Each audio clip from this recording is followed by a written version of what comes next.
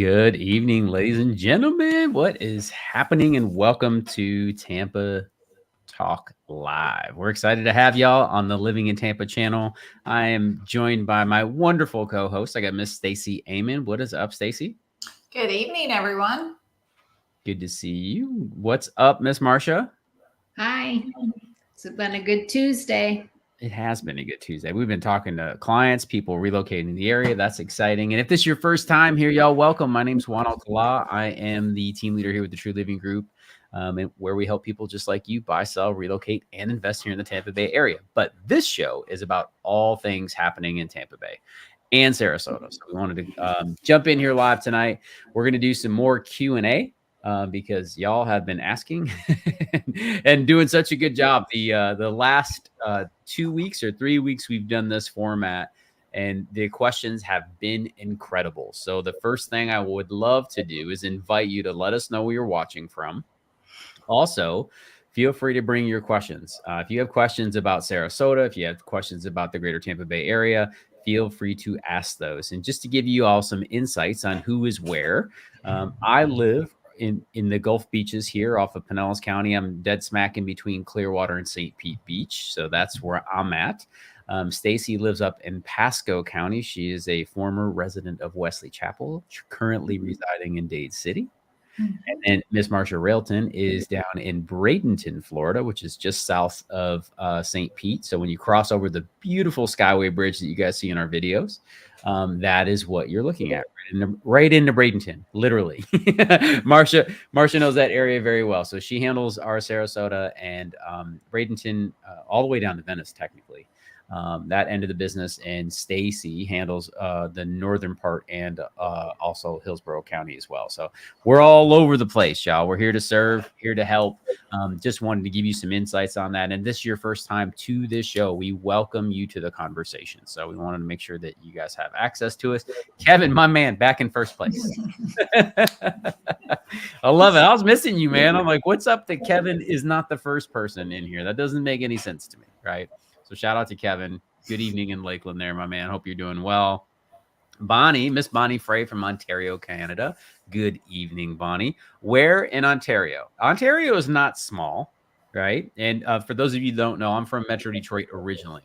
Spent all of my life there until I was 41 years of age when I moved to Tampa. So I know a little bit about Ontario. I would not say that I'm an honorary Canadian or anything like that, but I've been to Ontario a few times, Toronto, Hamilton, the areas there, and of course Windsor, because when you're a 19-year-old in Metro Detroit, you can go drink legally in Canada. Shout out to that. So we used to make that trip over the bridge or through the tunnel religiously to make that happen when I was a young man, because it was legal in Canada. So, why wouldn't you do that?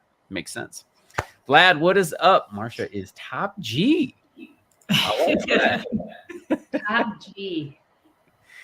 Top G. I don't know. Vlad, I don't know what that means. fill us in, man. We're not hip to the lingo. Marsha needs to know what top G is. And what is up to you, by the way? Hope it's good. Is it? How are we pronouncing this? Is it Ilek? Because that's an I, right? Am I in the help? Can you help me? It's hard to tell. It might be an I then an L. That's how I would pronounce it too. Yeah, that's how I pronounce it. And I don't want to mess this up. If you could help me understand how to pronounce this, that would be amazing. It would be greatly appreciated. But shout out to Toronto. So that's two of our peoples up in Ontario. Since we know where they're at, that's fantastic. Congratulations. Good evening. We got Miss Bonnie Frey, Midwestern, 30 minutes north of Kitchener, Waterloo. Understood. Okay, thank you. That is very helpful. Appreciate that. For those of us who don't know where those things are, that helps us dial in. Miss Teresa says hello from Minneapolis area in Minnesota, the Twin Cities. Shout out to that. Is it? It was 70 in Detroit. My kids are up there with my in-laws right now. It was 70 degrees in Metro Detroit today. Teresa, is it that warm in Minneapolis? Are you guys in the 60s? Let us know. I'd love to know. Andrew Tate calls himself Top G. There you go. If you don't, I know who Andrew Tate is. I don't know that the ladies do. Ladies, are you familiar with Andrew Tate? That's a whole other conversation. We'll get there on a different day. We'll get there on a different day. Shout out to you, Vlad. I know who he is, so appreciate that. So should I take it as a comment or compliment or no? Yeah. It's a compliment. Absolutely. Okay. Let me clarify. It is a compliment. Yes. Marsha was very very much. worried. I got sometimes my brain gets really small, ladies. You know, it's part of it. I didn't realize that I needed to address that. So yes, forgive me. Vlad is, of course, being a gentleman in the best kind of way. He was giving you a compliment. All right. M1 Keck 1M. That is a lot going on there. Curious to learn about Wesley Chapel. Tuned in from Denver. Shout out to Denver. Well, we will cover some of that for sure. This is talk about a dichotomy. It's 23 and snowing in Minneapolis and 70 degrees in Metro Detroit today. How in the world? I mean, they're not close. They're 8 or 9 hour drive difference, but like that's amazing, by the way. That's amazing. Okay. So at least somebody's getting winter up there. At least somebody is, because our winter was way too long here in Florida. Correct, ladies? Yes. Yeah. It was so nice today. It was so nice to see the sun and the weather. It was warm. Yesterday when Stacy and I were showing homes, we stood outside at the front door for a few minutes and just basked in the sun. It felt so good to be warm. This weekend was a 10 out of 10. Hands down. It was unbelievable. Like, and the week before it rained all weekend, right? Like, ladies, it was like Friday through Sunday, it rained endlessly. Yeah. And we did have a rough December and January. So we feel like we deserve it. That's the world's smallest violin is playing rapid. Totally know that that's true. Absolutely. That's funny. Understood. Totally get that. No problems there. Yeah. I'm checking in on Instagram right now because we are live in Instagram as well. And they are happy to shout out the fact that it is warm. It is warm back there. With interest in moving to Wesley Chapel in the next 1 to 2 years. I'm just reading some comments over here. For some reason, the comments aren't pulling into the live stream with y'all, so forgive me, but I want to make sure that we do address everyone who jumps in here. Mr. Stamper says it's 67 in Northport. Come on down. I love that. That's great. 73 in Michigan. Snow last week. That's the craziest thing in the world, y'all. Clearly, I still have people at home with me. Good evening. Welcome, y'all. Awesome. Thanks for joining us over there, too. Forgive me if I don't get to your comments on Instagram. I will try to make it a point to pull over there as well. Awesome.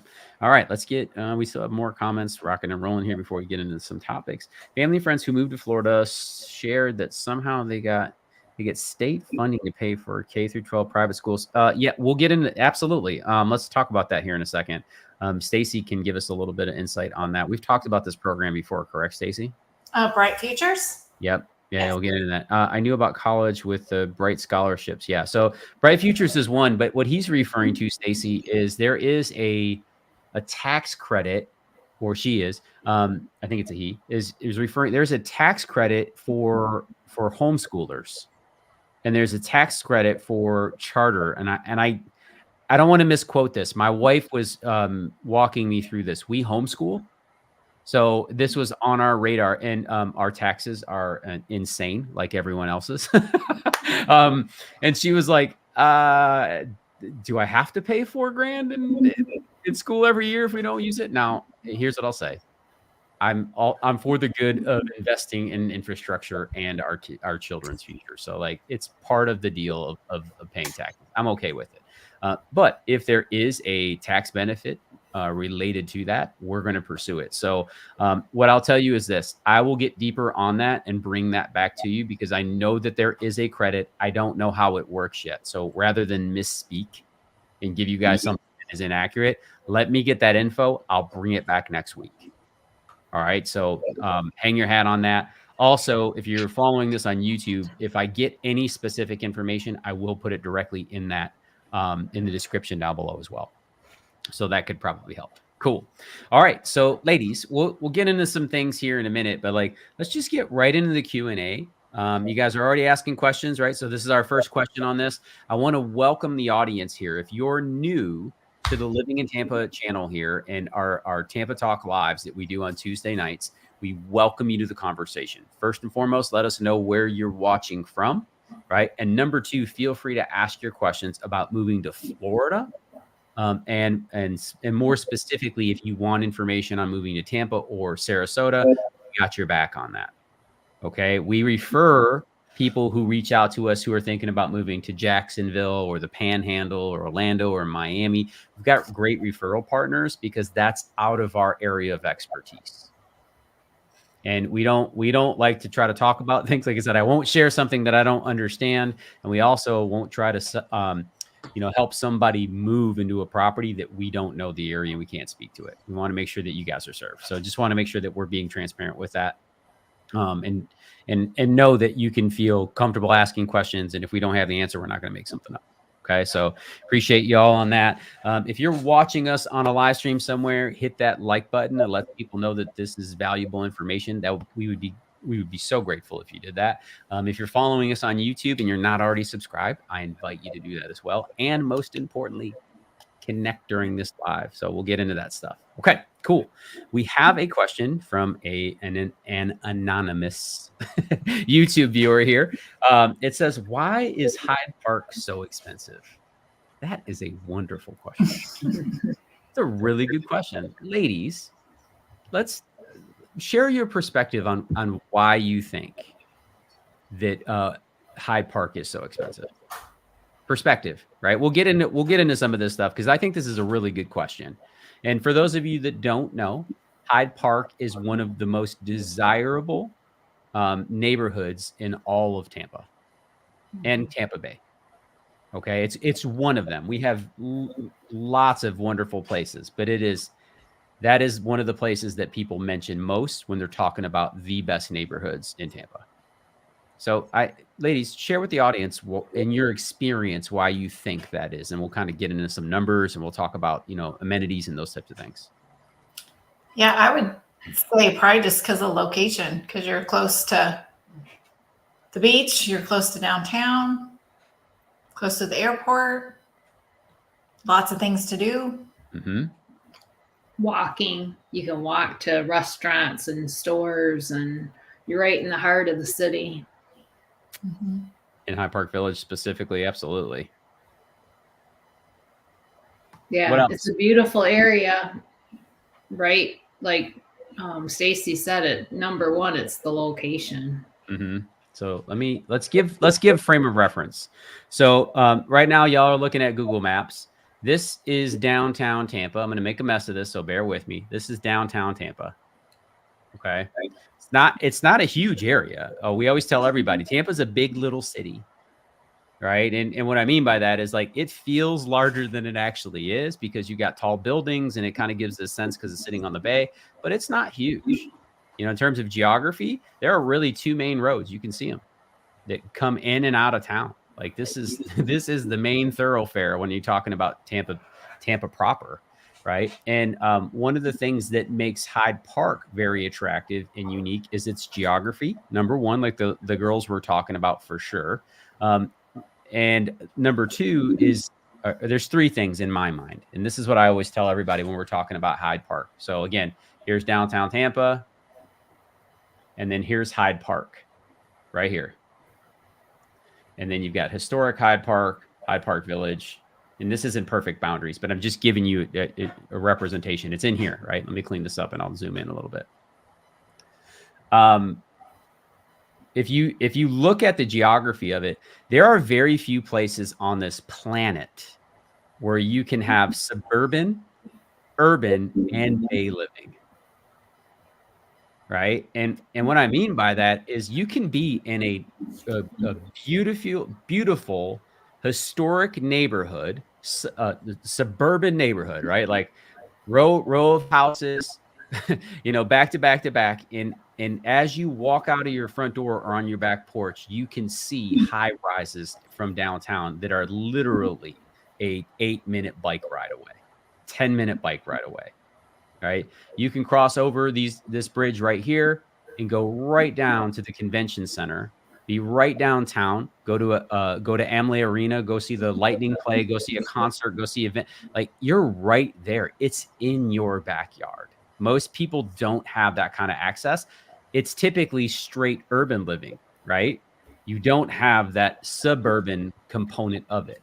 So you have that. And then you have one of the longest continuous stretches in the United States of sidewalk, which is on Bayshore Boulevard here. It's 4.2 miles.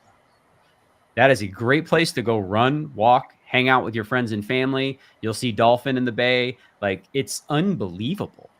And while you're doing that, as you look across the bay there, you're looking at areas like Davis Islands, which technically is one now. It used to be two. Davis Islands right here, where this is where homes like Derek Jeter lived, and Tom Brady have a home on Davis Islands. This is where the 1%ers live. Typically, a lot of our athletes live here. So it's beautiful, and you can still see the city. So this is just one of those areas that is incredibly blessed. You know, when you look at things like Hyde Park Village specifically, the shopping is incredible. I took my daughter down there for her birthday. She had the best time just hanging out. I've got a photo of my wife in here specifically. But you can walk the streets in this area here, and it's just stunning. This right here is Swan Avenue. You've got Hyde Park Village right here on the corner. This place is called Goody Goody. It's all Art Deco, a throwback to the 20s. It's such a cool place to go have a burger, or and they have a very specific type of burger. It's called a Goody Goody burger, where they put tomato sauce on it. I've never had one of those before. It's interesting. I thought it was actually really delicious. But on Swan, the restaurant there, you've got all kinds of dining, bar tacos down there, which is one of the most popular taquerias in all of Tampa Bay. You know, you've got a lot of different options. You can have dinner at the meat market. We've had dinner down there. It's incredible. Here's another shot of Goody Goody, the whole Art Deco thing. You go in the bathroom, and the mosaic tiles in there are unbelievable. It's just unbelievable. It's a really cool spot to go hang out. You got Buddy Brew, which is one of my favorite coffee spots in all of Tampa. They do a great job. You can walk in and get a great cup of coffee there.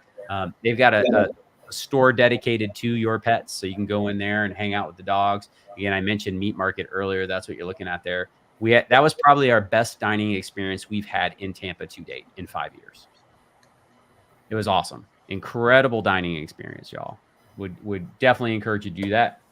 Sprinkles, you've got all the sweet shops down there too, and Hyde Park Village as a whole is just one of those places where you want to go. You can see the fountain here. These are videos, but there's all kinds of things for you to do. You can make a day of going out and hanging there, and all the meanwhile, you can see Tampa literally right in your backyard. So and I know I got a little bit tangent here, but this is why.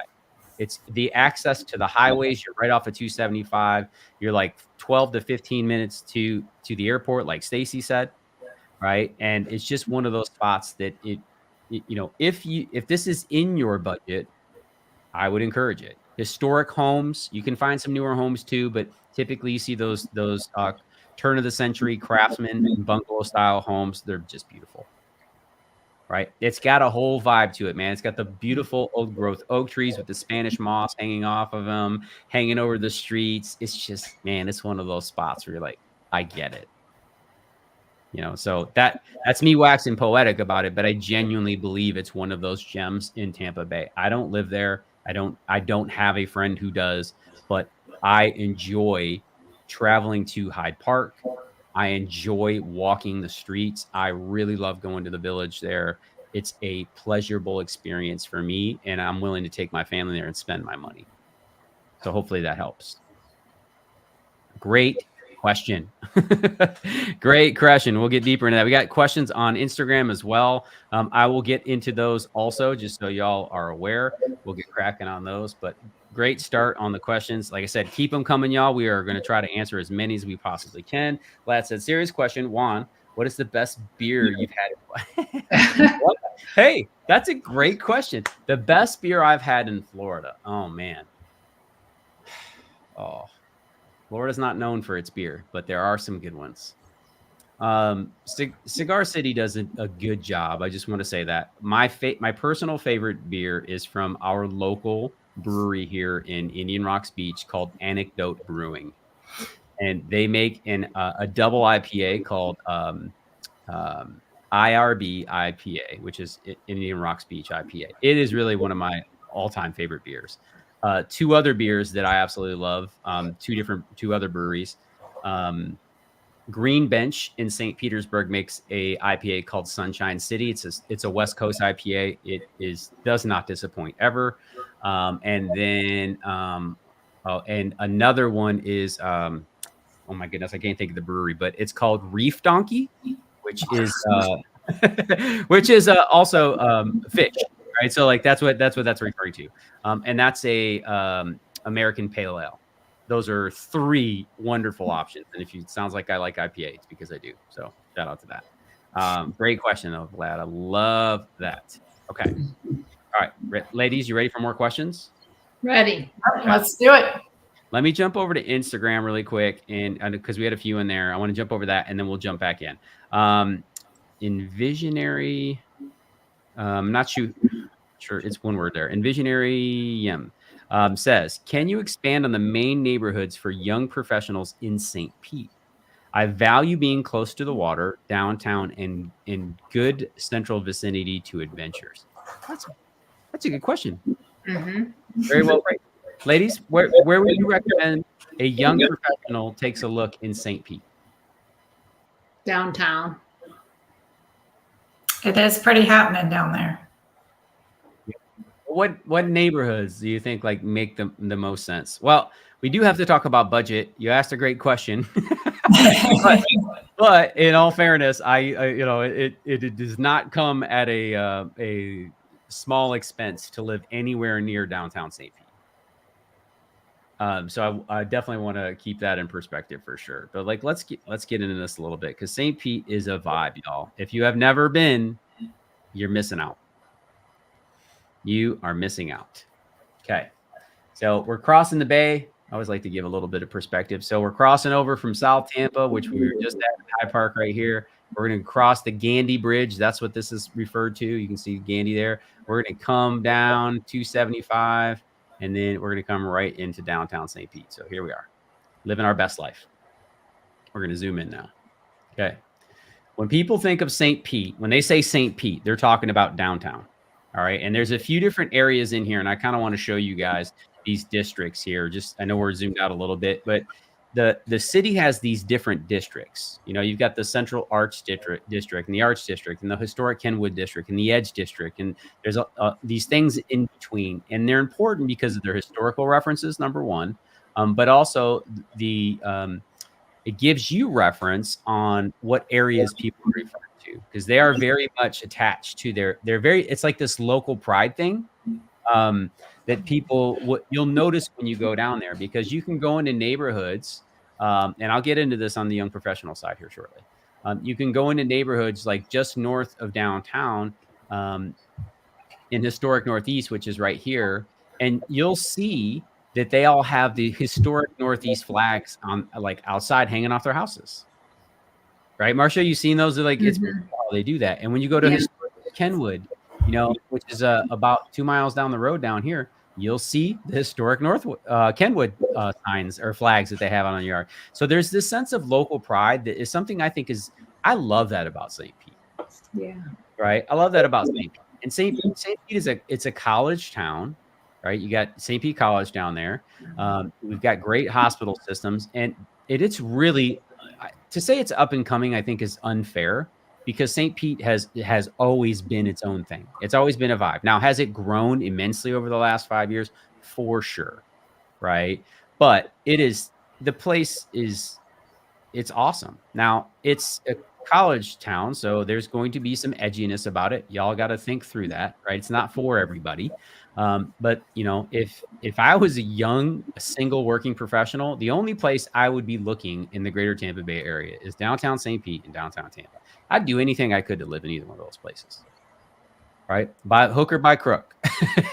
You know, I would share a room with not with a total stranger, but I would get to know somebody, and I'd be willing to split that expense, because living right downtown on the bay is just a different thing. And it gives you a lot of playtime. It gives you a lot of flexibility. If you could just walk out of your condo and then walk right over to the pier, you know, you can run every morning, get a mile in, and barely go anywhere, right? And you catch a beautiful sunset and all the art down there. And if you've never been to the Central Arts District or the Edge District, or you've never walked Central Avenue, y'all, it is literally like a mile and a half of nothing but shops, restaurants, boutique, and a vibe. I love all the murals they have on the buildings there. Also love, it's just beautiful in downtown St. Pete. The trees, the plants, the art, the decor, and all the stores. It doesn't feel it feels really eclectic. Like every store is really different vibes, but all together, downtown St. Pete has its own vibe. And it's really cool. Absolutely. I agree. Another place that I would try to go is Water Street. So let me pull that up on the map as well. And this is in downtown Tampa.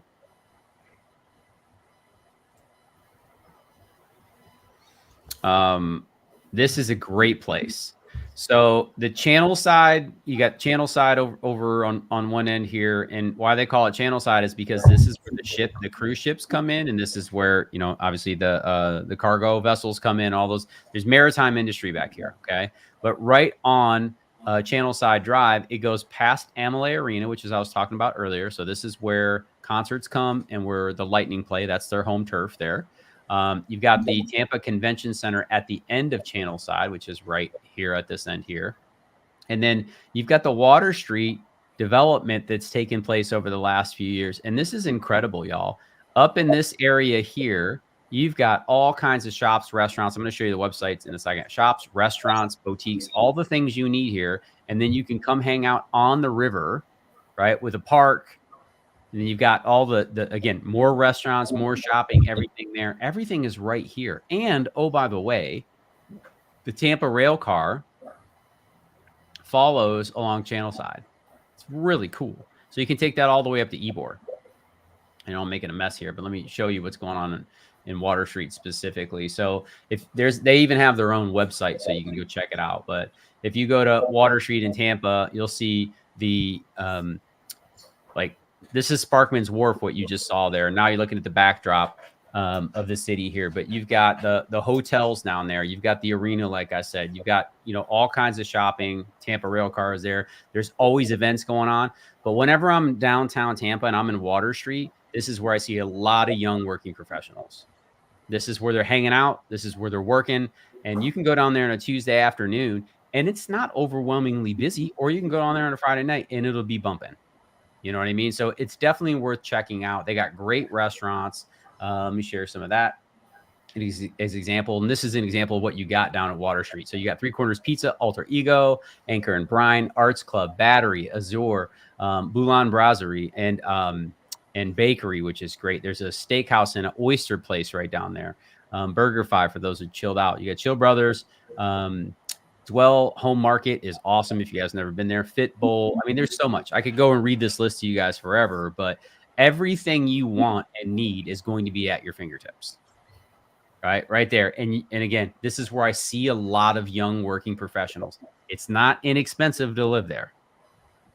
Right? Just like downtown St. Pete. You're going to have a healthy budget. I see some of those high-rise apartments, that are a 2-bedroom, 2-bath for $5,000. That are 20 stories up. So just keep that in mind. So I hope that helps answer that question. It was a great question. I'm happy to answer that. Let's keep this rocking too. So many questions. You guys are great. We appreciate y'all. We appreciate you. Thank you very much. Okay, cool. Ladies, ready for the next question? Ready. Awesome. All right. Anita says, here we go. Anita Clara says, what is the best place for retirement? Close to good Catholic church community. Okay. So we have to deal with this in two ways. Legally, I can't tell you what a good Catholic community is. Unfortunately, I can't say it, right? It goes against our licensing. So forgive us for that, Anita. But Google is a great resource when it comes to those things. Niche.com will help also. But the retirement thing we can definitely help with. So I want to get these ladies' perspective. I would love to, Marsha, let's start with you. Where are some great communities that Anita can target for retirement? I think Bradenton and Sarasota are great places for people to retire. And obviously other people think the same thing because there's a lot of retired people here. And the reason for it is it's a little bit out from the city. It's not as busy. but it's close to the beaches. It's close to the Manatee River. And so for people that like active lifestyle, it's just a great location, because if you want to go to Tampa or St. Pete, it's about 35 minutes to St. Pete from Bradenton downtown. And then probably it's close to an hour from Bradenton to go to downtown Tampa. But we do it a lot, and there's so much to offer there. But when you're back in Bradenton or Sarasota, it's a little bit more chilled, but very active. There's lots of golfing, lots of boating, cycling, hiking. There's everything you could want for a retirement area. Of course, the weather's awesome, so that's a big draw. And I think a lot of people that are retired like to be outside, so there's lots to do here outside. Yep, that's great. What about you, Stacy? What do you think?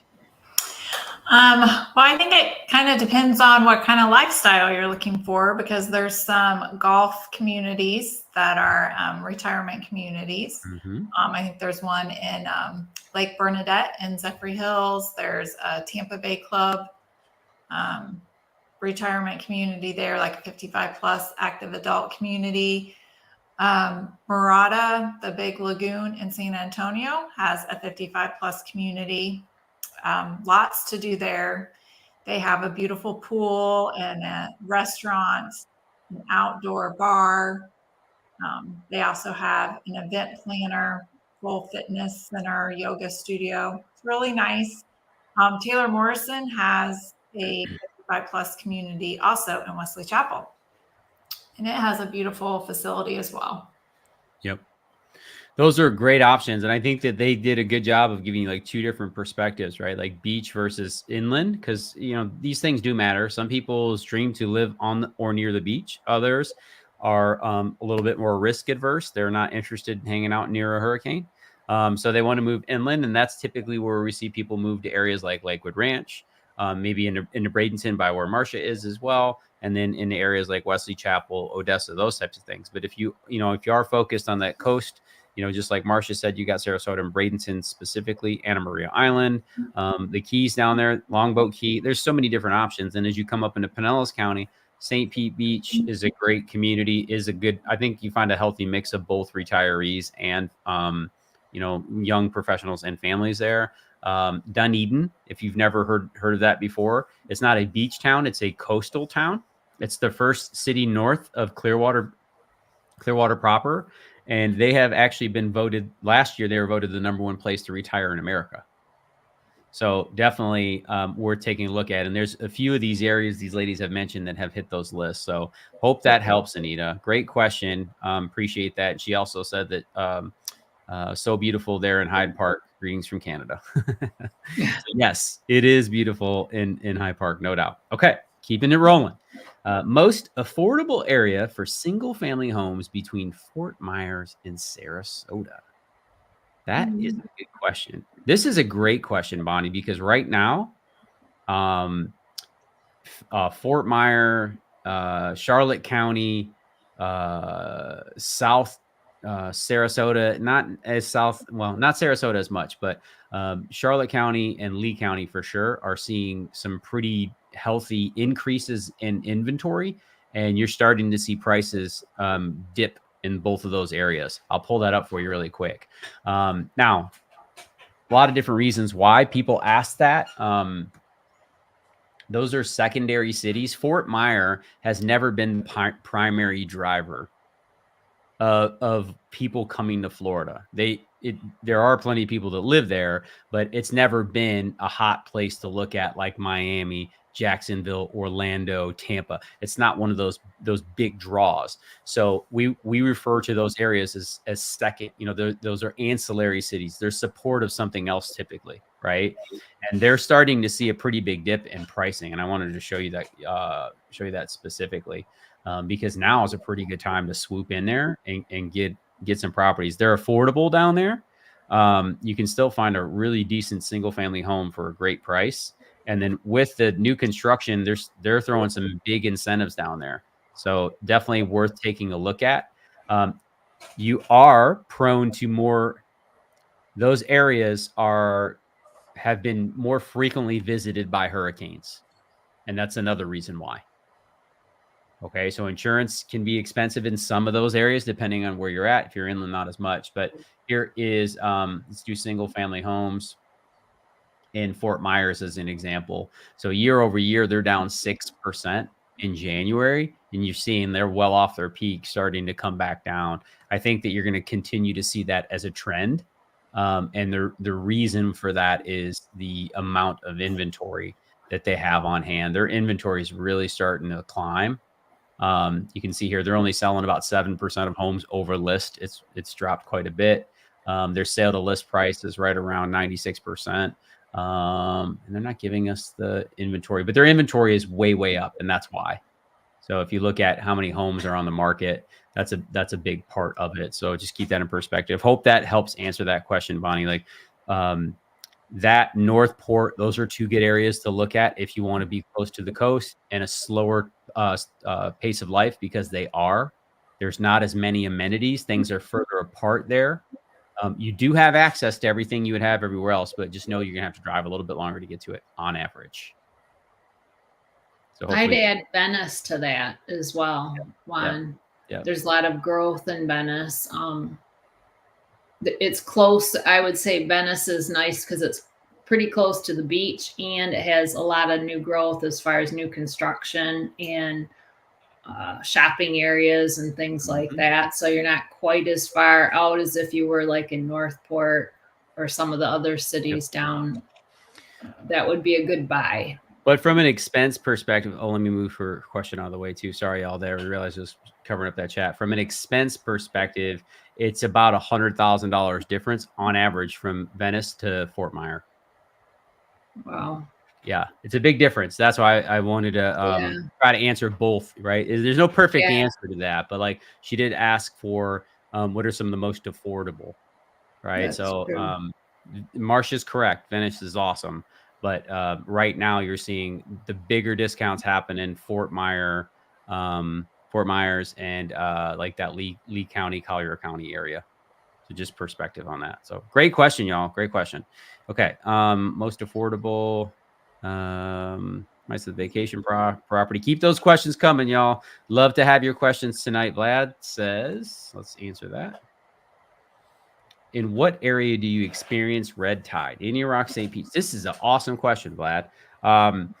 So first and foremost, let me just say that we don't always have red tide.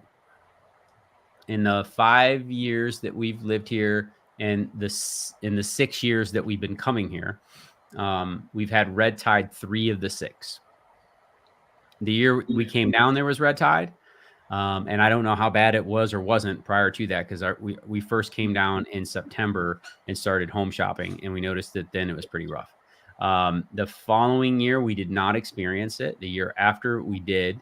And then I think the following year from there, too, it was really, really bad. And it went all the way from down to the Fort Myers area. This is not something that is typically exclusive to one area. We'll get into that. It can be. And bear with me, y'all. I'm not a marine biologist. I don't play 1 on TV. All right, so we're gonna get into this. Somebody that last week was like, red tide is man-made. I was like, I don't remember the last time we manufactured single-cell organisms on this planet. We did. Hey, that's news to me. So let me kind of give you some insights. All right, what red tide is, for those of you listening right now and wondering what we're talking about. Red tide is an algae. It's a specific type of algae, and it is natural. We don't make algae. We might be able to grow it, but like we don't make it. But it is it's naturally occurring. And what the challenge is it gets fed off of things that use nitrogen and fertilizer. And for those of you who wondering, what I'm talking about right now, if you think of Florida, just remember this state is in the ocean. I want everybody to take a step back and recognize what we're actually looking at here. So Florida is a peninsula in the ocean. It's a very large peninsula, but that's what it is. And it's fairly flat for the most part. And for years and years and years, the only thing that came out of Florida was agricultural.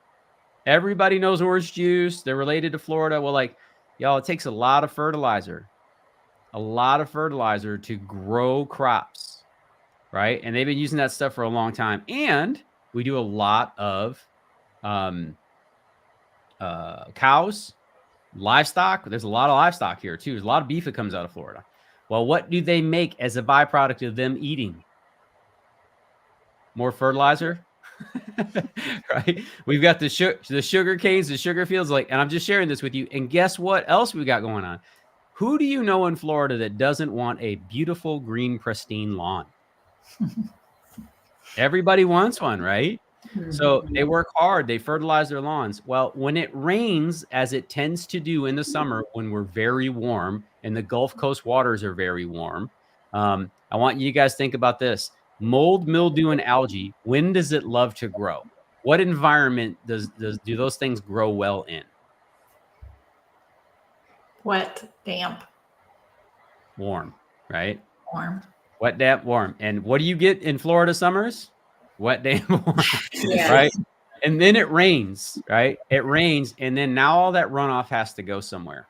That runoff has to go somewhere, and where it goes is into the Gulf of Mexico, the Atlantic Ocean, and that algae that is already living there, starving to death, now has a main line of nutrients, and now it starts growing like crazy. So forgive the lesson here. And I'm not a marine biologist. You make your own, you can kick off your own YouTube channel if you want to just correct me. It's all good. Okay. But where you typically see this take place is Lake Okeechobee, which is like one of the largest man-made lakes in the country, is very shallow. Well, below that are all the sugar canes. The Everglades are here, right? So all this is big sugar area. There is a damming system that takes all the runoff that happens from the north. I know I'm moving around really quick, so forgive me. All the runoff that takes place from the northern areas, because remember, all the Everglades are wetlands. They were designed that way, right? The earth was designed to have a natural runoff. Well, what happens is this lake was made to catch that runoff so it doesn't ruin all the sugar. And then they dam it up, and then eventually it fills up and they got to let it out. Well, all of that soupy water in there has come from livestock, right? Everything else that's running off into there. And when they open that up, it runs across these rivers that go across the state. And that is typically why you see it begin and it mostly intensifies somewhere around the Fort Myer, Cape Coral area. And then also over in the Stewart, Port St. Lucie area. This is where it also comes out over here. All right. So I'm just sharing you guys. I know this is like probably too deep, but why I'm getting at this is because what then happens is you have ocean currents, right? So you have the Atlantic current coming down. It comes around. Let's just say for the conversation, it goes around and then it works its way up. This is the way it goes, and it travels all the way around the Gulf of Mexico. So Vlad, what typically happens is it'll start somewhere else, and it may start here too. Those things happen. There's been spills of fertilizer and the power plant stuff into the bay before, just like every other place in America. And that has kicked off, these algae blooms, and they're not pleasurable. Sometimes they're really bad. Other times they're not. I've talked about these on my videos. This is something that I wish did not happen, but it's the reality of living on the Gulf Coast. I got to deal with hurricanes, and I'm going to have to deal with algae blooms. And we had them back in Michigan also. Lake Erie, which is not necessarily known for being the cleanest lake in the world, it would also have some of those challenges. So great question. Awesome question. For everybody's like, what is this guy talking about? This matters, right? Like this stuff matters because if you live here, it can affect your life. And it can be very difficult on your respiratory system. Sometimes it's not very intense. Other times it's ridiculous. Depends on the weather, depends on the temperature. And the irony of all ironies, the first year we were here, and I'm sharing this with you, Vlad, because I remember when this young lady said it, Kate and I both looked at each other like she had lost her mind. Because we'd come down and the red tide was pretty bad that year, and we were in, and there was nobody on the beach. It was September anyways, nobody's on the beach. We went in someplace to have lunch, and we're like, is it usually this slow? She's like, no, the red tide is really bad this year. She's like, I hate to say it, but we really need a hurricane. And we were both like, what in the world are you talking about? You need a hurricane. She's like, well, it'll actually help cool the water down, and it will displace the algae, and it'll kind of like throw it out, blow it out of the way. And she's like, it really helps. I was like, oh, that makes sense. I am not wishing for hurricanes, just so everybody's on the same page. I am not wishing for hurricanes, but great question nonetheless. Love it. Okay. Ooh, where are we at here? Fatima, let me see if I can share this. Can y'all see the Instagram now? Yes. Okay. Yeah. Awesome. Fatima asked, where do you find the data on how many homes have sold? You can't see it? No, we can't see it. Oh, I thought you said you could. Okay. My we bad. can. It's just kind of small. Oh, got it. Yes. Sorry, I was going to Instagram questions there. Forgive me. It says, her question was specifically, where do you find the data on how many homes have sold? That's great. There are lots of different data aggregators. You can find them on Zillow, Realtor.com, Redfin. They all have those. There's another one called CoreLogic. That's a place I love to use. Redfin is the one that I always share with you guys. It's public. I'll share that again. So if you go to Redfin, let me go back one step because I want to get you specific. If you go to redfin.us housing inventory, I'm going to put this in the chat, y'all. So you can just grab this link, save it. Shout out to my Instagram peeps. I'm going to put it in there for you too. Okay. I put that in the chat. You can click on that, and then you can go to any city in the United States. As long as it's they don't do all the little tiny cities, but it's really, really well put together well. So check that out. It's worth looking at. But that's a great resource. It shows you on here the U.S. housing market, how many homes have sold in the U.S., and then you can go in here and do it by zip code or city. It's a wonderful resource. We use it all the time. So great question. Appreciate that.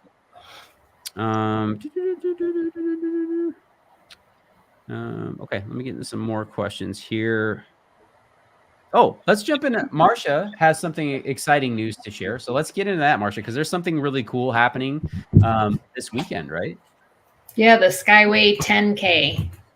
I think it's a really cool event. This is the seventh time they're having it.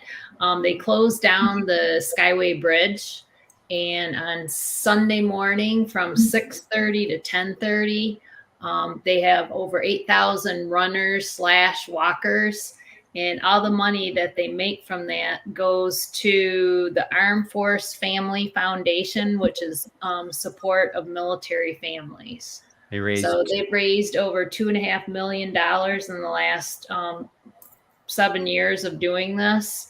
And I think it's for a great cause, and it would be a super cool experience because you're 200 feet above Tampa Bay.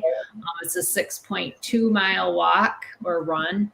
And I love crossing the Skyway Bridge. It's just so beautiful. Every time I do it, I think this is why I live in Florida. It's just so pretty.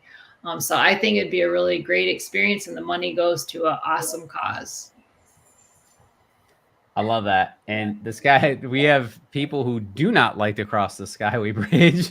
There are I'm cool with it, and those who do not like to cross it. And this photo on this screen right now is not going to be doing this thing justice, just so everybody knows. It is over 200 feet tall. Listen, the cruise liners, which you guys, if you've seen the cruise liners, you know those things are all enormous, right?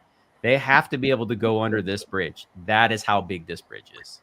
It is massive, y'all. It is not a little tiny bridge. It is a fun experience to drive over. It also can be unnerving. But it is a beautiful scene, right? But like Marsha, you're so spot on. And at night, it's all lit up. And, on a dark evening, the only thing you can see is those beams of light coming out of the water, Yeah. It's just it's beautiful. And there's so much going on.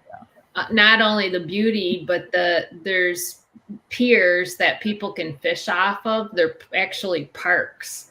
But they're the old bridge, and they left them, like you can see on the screen there, to the right of the top of the bridge, that people can go out onto that long section of bridge and fish. And there's another one on the other side, and it's full all the time. There's people fishing out there. There's also kite, what is it called? Kite surfing. Yep. Right at the base. Yep. right here. And there's also parks at the south side of it for campers. And you'll see motorhomes and people camping out of their car, and it's just so gorgeous. It's a beautiful spot in the world for sure. It really is. The fishing pier is where you can go. That's where I launched the drone, where the drone pilot launches the drone and then goes and does all the fly arounds to get those beautiful views that you guys saw. But it's not small, man. It is a large bridge. That is a steep incline. That's got to be a really cool run. Really, really cool. Say, I could not imagine running up that bridge. Yep. Yeah, it's got to be a hard. Yeah. So also, just so you know, it's $125 to register, and they meet at Tropicana Field, and then they have shuttle buses. You run from the north to the south side, and then they shuttle you back up. Very cool. Oh, there's an example of the lights. So that was for the holidays. Yeah. So you can see the red, white, and blue. Yeah, that's really cool. Well, that's a great share, Marsha. Thank you for sharing that. I think it's, Sure. you know, sometimes we lose sight of the things that are right in our own backyard. You know, I love answering these questions with y'all, but we also love bringing you information about what's happening in the Bay, because there's always something happening. The reason that most people move here is because of our lifestyle, right? It's because of the lifestyle. Yes, the sun is one component of it, right? We all appreciate it, but like, and the Bay is one component of it, but like, there's so many different things for you to do.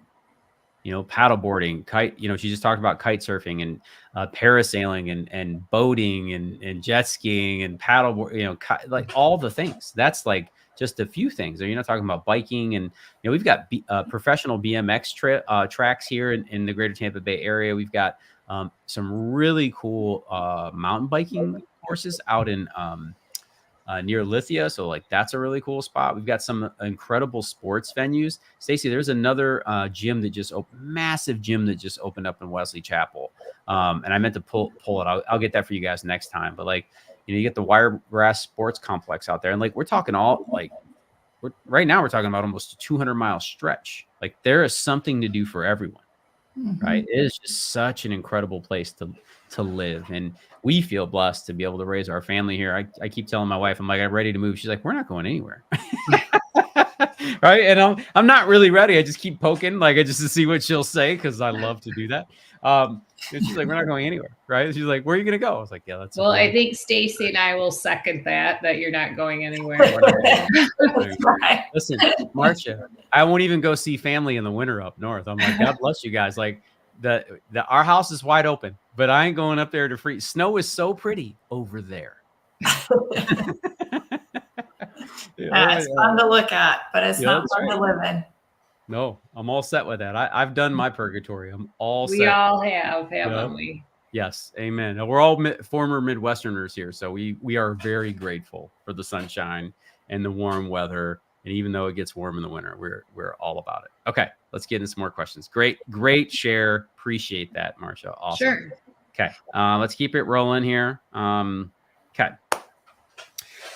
Bonnie says, I keep hearing homes are still 30 to 40% overpriced. Agree or disagree? Dun, dun, dun. Good question. I love the keep hearing thing, but this is my favorite. So let me start by saying this. As Ray Dalio says it so eloquently, he who lives by the crystal ball is destined to eat glass. And that is I think it's a wonderful quote, because if someone who is as brilliant as Ray Dalio and hedge fund manager have done really well over time is telling you that no one has the answers, you know, Warren Buffett out there and tell you that predicting home pricing is not, like, you living on a stick that doesn't support your weight. So I just wanted to share that, because like, I can give my opinion, and I always share, like, y'all, I have bias, you know, and you do too. Everyone does. Whoever thinks they don't have bias, that's how you know it's really bad. Right. And what I mean by bias is, like, of course I'm long on the greater Tampa Bay area. I see all the development, the unique perspective that we have that we're able to lend to our viewers that aren't from here is we're driving through the city, right? We're in houses with our clients. We can see the developments that are going up around Tampa Bay, And I'm sharing this with you, Bonnie, because like there are 9 sets of cranes actively building new properties in St. Pete alone. Right? You drive down there and they are throwing stuff up everywhere. And I'm not talking about like just hoping people will come. These things are selling out floor by floor, right? To the tune of 1 to 3 to 1 to 5 million. So those things, when you see those happening in real time, it's very hard to argue that there isn't enough to support what is happening in the marketplace. So that's the first perspective I would like to share, because we actually see that. Okay. Numbers aside, the numbers are strong. Here's what I will say. Tampa was spoiled rotten. We didn't have any real slowdown in our market up until like last October, when everyone else had already been through a cycle of things slowing back down because interest rates went to 8%. We slowed, but the number of inventory, the homes available to purchase did not climb. They actually went down. And because of that, home prices continue to rise. Okay, that's where we're at again. There are so many people who would love to move, but they're not going to exchange a 2.75% interest rate for a 7.8. And even if they could, their money now spends like less. This is the thing where we all struggle. The insidious part about inflation is that it erodes the value of your dollar. It doesn't even have to do with the inflation or the price of the asset. It's the fact that your money doesn't spend the same. That's the problem. So you've got these multiple things in play. And at the end of the day, let me just say it this way. It's always about supply and demand. Do I think it's possible or probable that home prices will go down in the United States? The answer to that is yes. History has told us it will. Now, is it going to go down 30 to 40%? That technically would be a historic housing crash. The only other time we've ever seen that was during the Great Recession of 08, right? So that's the only time. And that was caused by housing. So this is such a good question. Okay, this is such a good question. But until you see inventory outpace demand, it doesn't matter what I say. It doesn't matter what anybody says. Right? Inventory has to outpace demand in order for there to be downward pressure on pricing. Love the question, but there's not enough. In the United States, inventory of housing is still going down. New listings are going down. If you look in certain areas, like I was talking to you earlier about, right? Punta Gorda, Fort Myer, Collier County, their inventory is going up faster than their sales. That's why they're getting downward pressure on pricing. Right. And month to month, year to year, the United States housing market just went up 5.6% when everybody's been telling us for the last 3 years it's going to crash. So the fundamentals of the United States housing inventory say that we should still at least be stable or steady in our current environment. Relying on a 30 or 40% crash to time the market. I've had people doing that for the last year while home prices went up 80%. So even if it went down 30%, let's give them 40. They still lost 40% trying to time the market. That's a terrible spot to be. And here's what I always ask everyone. Do you believe the goods and the services that you buy are going to cost less next year? If the answer is yes, then you should be able to validate that with data. And now you can start betting on your price decreases. But if you believe, and if history has proven itself to be anything other than true, goods and services continue to increase. As a matter of fact, the head of the U.S. Central Bank says their goal is to increase prices year over year, somewhere between 2 and 3%. That is their target inflation rate is 2%. And if that's true, are they going to take less money for the homes that they build if inventory is still below demand and things cost more to make? Nope. And then what happens when the interest rates drop? Now, I don't know when that's going to happen. Everybody thought that was going to be in March. It is not going to be in March, y'all. Just so everybody knows. I will bet. I'll bet you a dinner on that one. It's not happening. But what happens when they lower interest rates? and supply hasn't gone up. What will happen to housing prices then? Well, at minimum, they're going to stay stable. If history repeats itself, home prices, it will be upward pressure on pricing. Okay. I know I went tangent there. Forgive me. But this is like, I can see the fundamentals. Our inventory is climbing here in Tampa, but it ain't enough to fix what they think. We're not even close to 2019 levels, which was quote unquote normal. The United States is not close. There was 1.8 million homes for sale in 2019 prior to any of the pandemic nonsense. That's normal. That was in a normal range. We're at 1.3 million today. 500,000 homes difference. We're not close. Now, is a 7.5% interest rate, is this an optimal environment? No, we're going to be down in sales again. Down in sales and down in price are not the same thing. Sales meaning the number of homes that sell. Price is different. That's what it costs.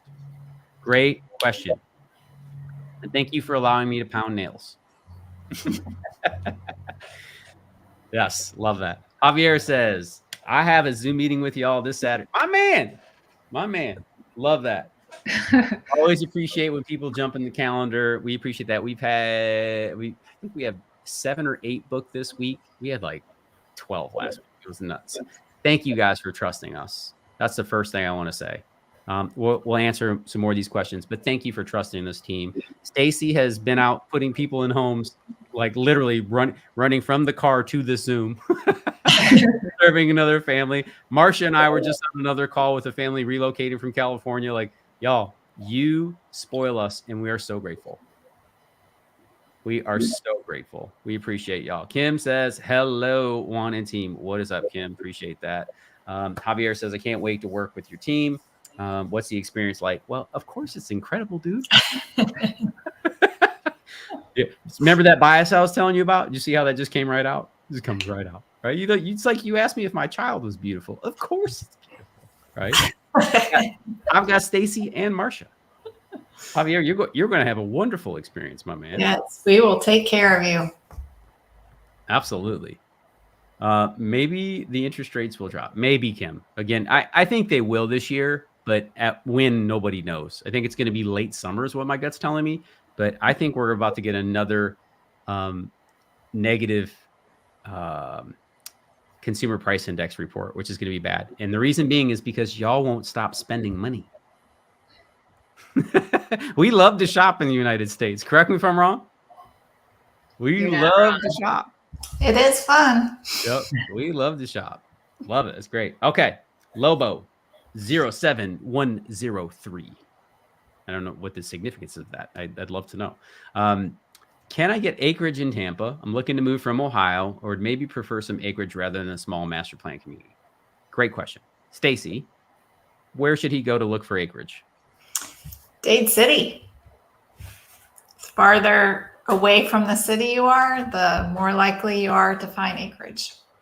Agreed. Marsha, where else can he go to find acreage in the greater Tampa Bay area? Also further out, like on this area, I'd say like Waimama. It's Parish is the new master plan area, which is very popular. But if you go a little bit further, an area called Waimama would be a good spot. But if you're, definitely moving east away from the coast. Mm-hmm. Yep. Yeah, getting any real acreage on the coast is not probable. You'd have to go pretty far north away from the actual beaches to get in, the Springs area, those types of things up to the north. Great question. Appreciate you asking it. Okay, Jim says, I asked last week, any news or changes to the property tax? Did they provide a timetable on providing guidance? No, nothing new on that yet. Trust me, I'm as in tune as you are on this, because taxes are a heated question that we get all the time here in the greater Tampa Bay area. And I do want to share one thing on that, y'all, because I realize that not everybody is aware of, property taxes are unique, right? They're specific to where you live, where you move. There's a lot of nuances there. But I know we discussed this, but I want to talk about the Save Our Homes Act in Florida, because this is one of those tools that is really, really important that they put in place to help our seniors, help just people, the average person, overcome some of these challenges when it comes to the increases in property tax. And it's called the Save Our Homes Act for a reason. But I kind of want to show you guys this real quick. I'm not going to get into the website because it's like super minutia. But what this says is this is how it works basically. Save Our Homes, it limits the annual property value assessment on your home. Okay, so they can only raise your taxes. I believe, let me read this. Yeah, here it is. It limits annual increases in the assessed value of your home to 3% or the consumer price index, whichever is lower. Whichever is lower, meaning they cannot increase they can't slap a higher value on your home. Okay, let me give you an example. 80% over 3 years in the greater Tampa Bay area. If they were to increase everyone's taxes over 80% who already owned a home, the entire 50% of those people probably went bankrupt. A lot of people living on fixed incomes, retirees, like they couldn't afford it. They bought homes 20 or 30 years ago for $100,000, and now they're living in neighborhoods that are $800,000 to $1 million. And based upon that, their taxes should be $10,000, $15,000, depending on where they live, right? So knowing that, the state stepped in and they said, we're going to try to fix this. So they can't increase, right, the assessed value of a home more than 3 years or the consumer price index. Now, our CPI has been coming in at 3.1, 3.8. It's higher than that 3%. But if the Federal Reserve actually ever gets that lower than that 3%, then it will base itself off that number. I know this is a huge lesson here, but like if you think about that, you get locked in basically at where you're at. You can't have these huge increases in taxes. They're still going to go up, y'all. You're still going to, the only time your taxes go down is when the economy is in the kaputs. Right. So great question, Jim. Thanks for bringing it, bud. Great question. Lobo said 07103 is a homage to my hometown in New Jersey. Love that, dude. I knew there was some significance there. I was trying to figure that out. So thank you for sharing that with us. I appreciate it. Okay, let me see another question here. Lean Goldfish says, is it possible for someone who's single with two emotionally demanding dogs? Stacy, this question's for you. Making $90K-ish a year to live semi-comfortable somewhere in Tampa Bay. Go ahead, Stacy. Of course, we can find a place for you. Yeah. In a community that loves dogs. Yeah, and $90K. That's you're good. We broke this down. We went into detail on this last week too. It costs roughly $50,000 per person in the household on average in Florida. Okay, that's going to be give or take, right? If you're eating at Walmart and you're top ramen person, you can get that number way down, right? You got no car payments, you got no debt. All those things matter and change.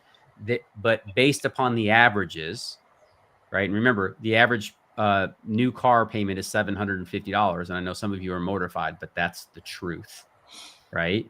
The average mortgage for people right now in a $400,000 home is $3,500 a month. That's the truth. Numbers don't lie.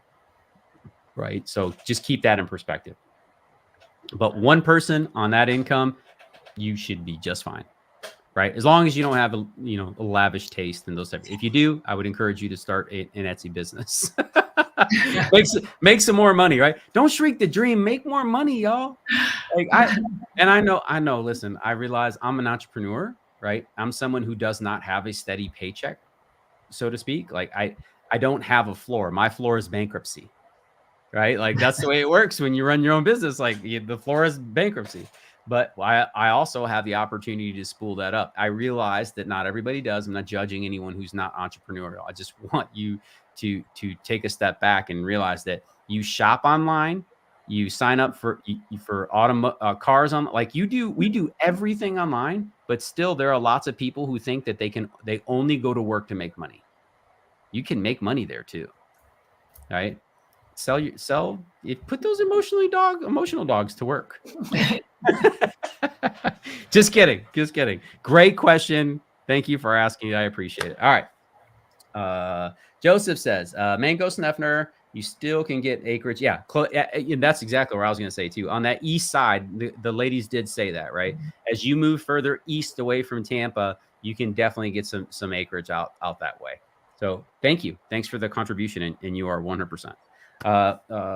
Lean Goldfish says closer to the beach, the better, but need a big fenced yard for the dogs. Yeah, you can make that happen. Absolutely. And as long as you, again, if you're buying a 4-bedroom home, trying to get that close to the beach and you want a new house, that's going to change. All that will change. But you could find a 2-bedroom, 2-bath single family home that could probably meet your needs. There are condos and townhomes and villas that can absolutely make that happen for you too. So great questions. Okay, let me check Instagram one more time. Okay. Donald says, is new retail coming to the parish area to support the current growth? Great question. Marsha? Lots and lots of retail. I was out showing a restaurant owner new retail Sunday, actually, and we were in the car for an hour and a half, I think, driving around just looking at all the new growth, all the new plazas and locations for retail. Yep. And once they get Moccasin Wallow Road done, then you're really going to see it coming. There's lots of plans. If you go to the North River Ranch website, you can see the map of what they have planned there. Everything from a hospital and new schools to tons of retail. So I think they have lots to come. Yeah, and if Publix is building there, something's happening. Yeah. Absolutely. Where is it? Mindy's.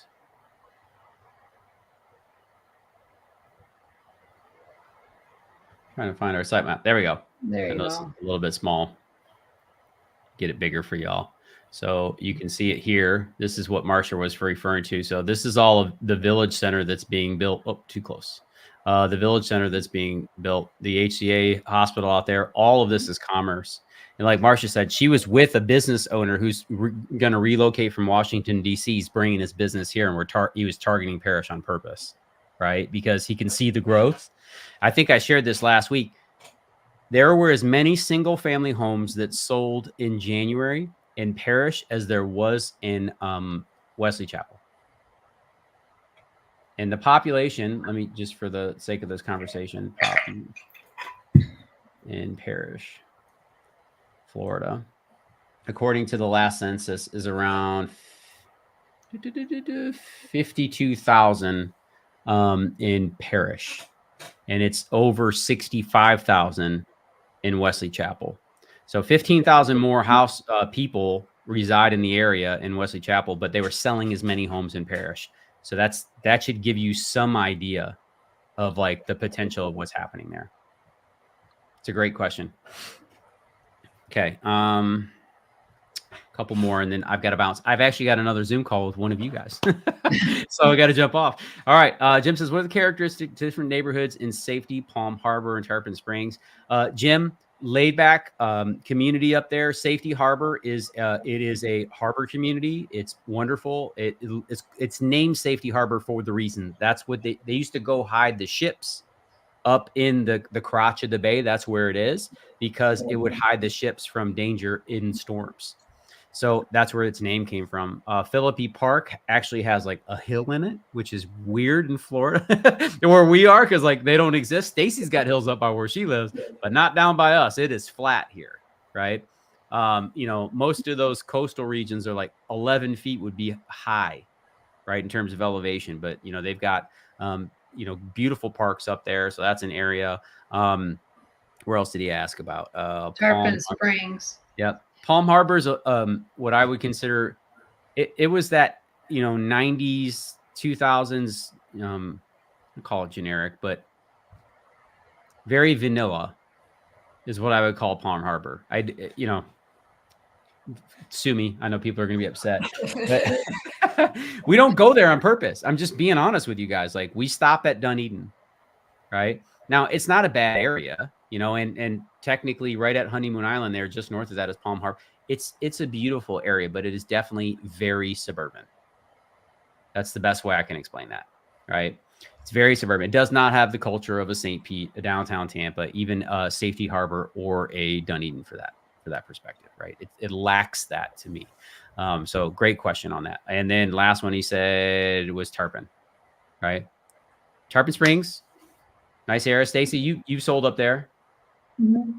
Yep, very laid back, slower. Yep. Kind of beach life, Yeah. Yep. Absolutely. Are there tiny home communities in Tampa? Not yet. Not yet. We're building very big houses, and they're filling them, so they're going to keep doing that until. Are there movie theaters near Wesley Chapel? Yes, of course there is. Yes, there Stacey? is. Yep, we have one at the Grove. And there's also one in New Tampa, which is probably 10, 15 minutes from Wesley Chapel. So there's two really nice ones. And Zephyr Hills has a small mom and pop one that plays current movies. It used to be they would only show like the older movies, like the dollar movie ones way back when we were young. But they show the current movies, and it's very affordable. You can get popcorn and all the snacks and not spend $100. So yeah, it's really nice. They have the reclining chairs too. So love it. Yeah. That's awesome. All right. Where are we? Javier, I don't see you in my calendar this weekend. Is something broken? I'm just like, am I missing you? Make sure that you're in our calendar, bro. Contacts down below. I just want to make sure I got you.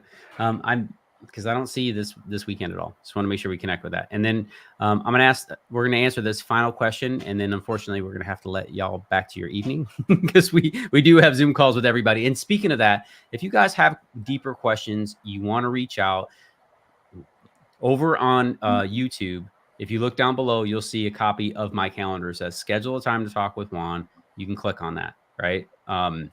It'll take you right to my calendar. Jump in there, the time that fits you best. Me, you, and the ladies will hop on a Zoom call. We'll talk about what areas make the most sense for you. We are here to serve. Okay, so we want to do that. If Tampa's not right for you, that's okay. We don't try to sell people houses, especially. We are guides, right? We are guides. We love helping people make a connection and help them make great decisions. So that's what we're here to do, so just wanted to share that with y'all. If you want, you can see the contact info is on the screen as well. tbhomesearch.com. It's a great place to start, or you can call me directly or text me directly at 831-261-3540. Awesome. Okay. So getting into the final ones. Oh, Javier says I'm the one that sent you a long email. Cool. Thank you. Awesome. I want to make sure I got that in there. Got that as well. And that's why he said his first name is Carlos. I got you, bro. I got you. We are scheduled for 5 p.m. on Saturday. Okay. I want to make sure I got that. All right. Bonnie said, thoughts on new builds in quality versus older homes.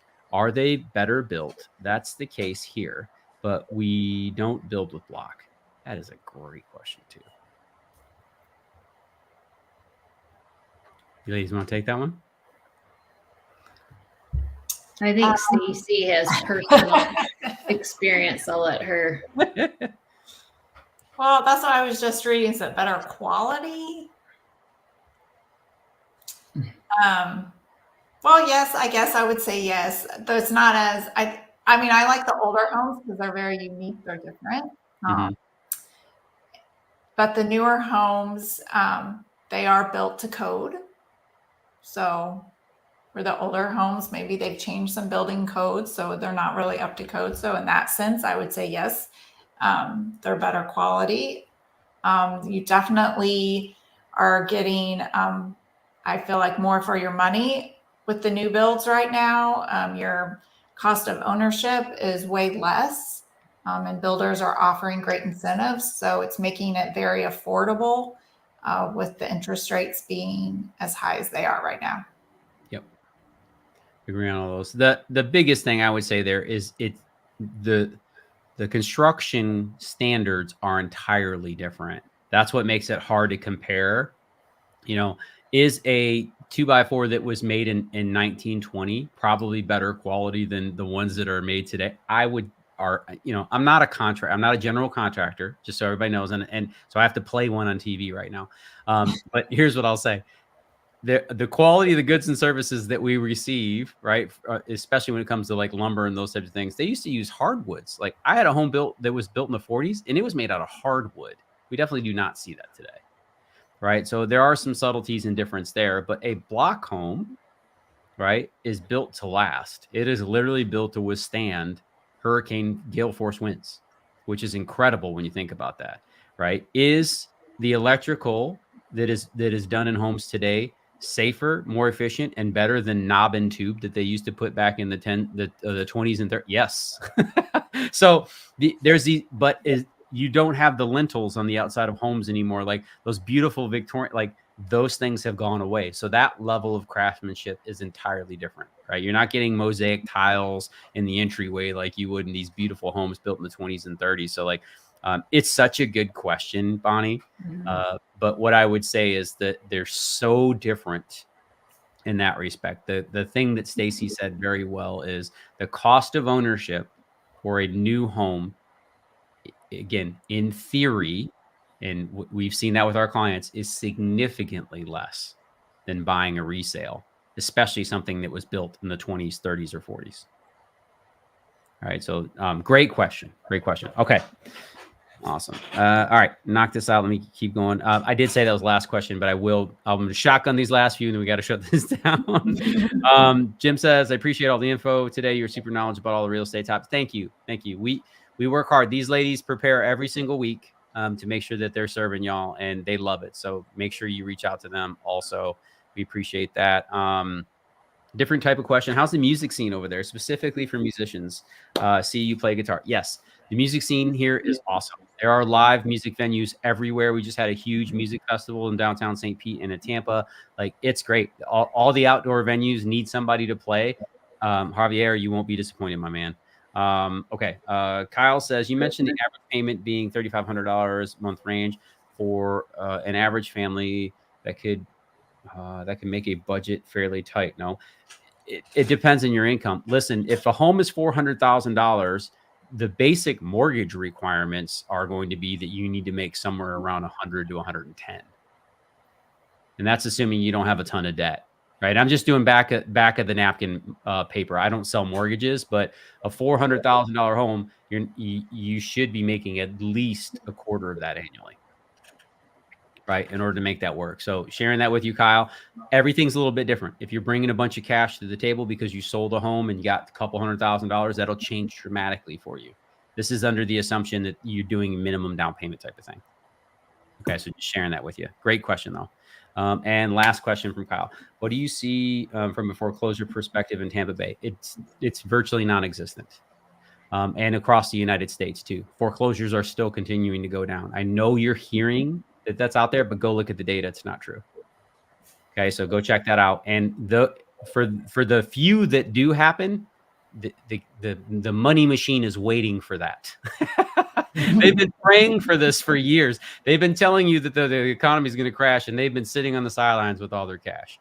So it's a great question, but they're coming specifically back to market at retail or being bought at the steps. There's very few. Last time I looked, there was like 6 foreclosures in 1 month. That's nothing. Yeah, I have to tell you, like 2 years ago, there was a foreclosure in Clearwater, and I took a client out there, and there was a line, and I'm not kidding, probably 50 people waiting to get in to look at it.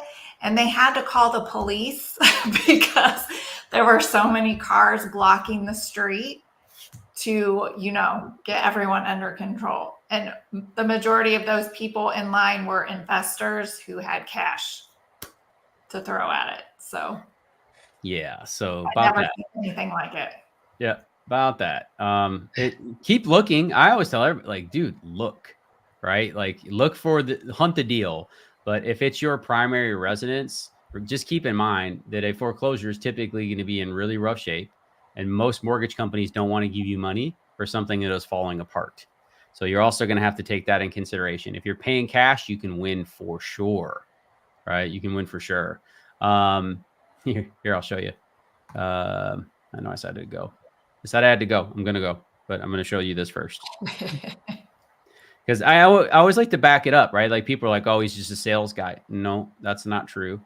This is Hillsborough County. Let me make sure I got single family homes, distressed market. So that's what you're looking at on this sheet right here. Yep. Am I sharing it? We can't see it, man. Got it. I got you, Marsha. Thank you. They save my behind all the time, y'all. Okay.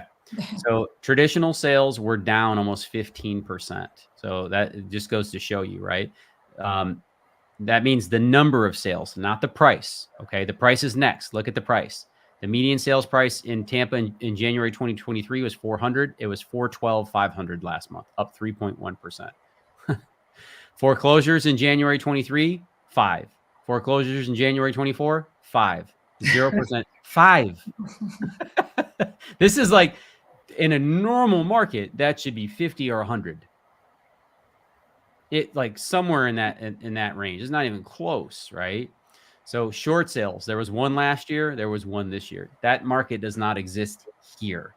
Could it exist elsewhere? Absolutely. It does not exist here, Kyle. So great question, my man. He asked a great question about foreclosures. I wanted to share that. Okay, y'all, I have to be on a Zoom call in 3 minutes. And with that being said, I just want to thank each and every one of you from the bottom of my heart. Ladies, any final words? Thank you for trusting us. Call us if you need help. We're happy to help you in any way to get you down to Florida. Absolutely. Number is on the screen. The Zoom link is down below, so you can schedule the time that's best for you. You can connect with Stacy at stacy.amen.realtor on Instagram. And then you can connect with Marsha Railton at Marsha Railton as well.